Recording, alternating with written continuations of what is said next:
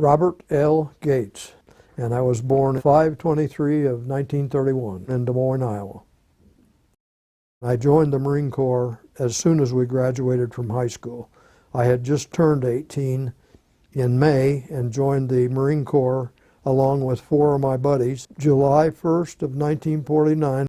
I didn't even know where Korea was. I'd have to look at a world map back then, but I soon found out where it was at.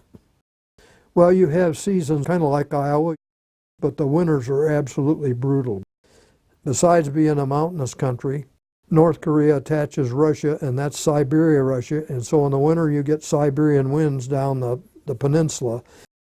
The Battle of the Chosin Reservoir, the division had over 6,000 casualties, but most of the casualties were not combat wounds, they were from weather-related wounds, mostly frozen feet.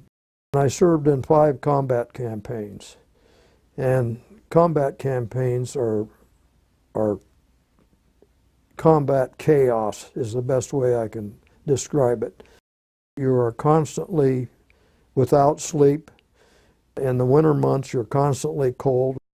The worst battle stands out in my mind, which happened in September of '51 when I lost Dave Osuna, my pup tent buddy, and it was up in the mountainous type, so we had to go uphill. It was well defended by the North Koreans, but you know, there were probably 180, 190 of us. We finally took this position after 2 days. There were only 30 of us left. The rest were killed or wounded. And that was some of the hardest fighting during the war. I don't think there's been enough information out there on the Korean War. We're called the Forgotten War because it happened between World War II and Vietnam.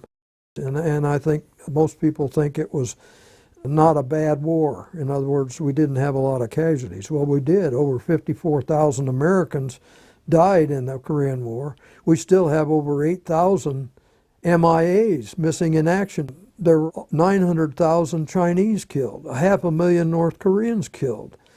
The South Koreans had a lot of casualties. There were a lot of civilian casualties, both in North Korea and South Korea. It lasted 3 years and 1 month, and it got forgotten, and it still is.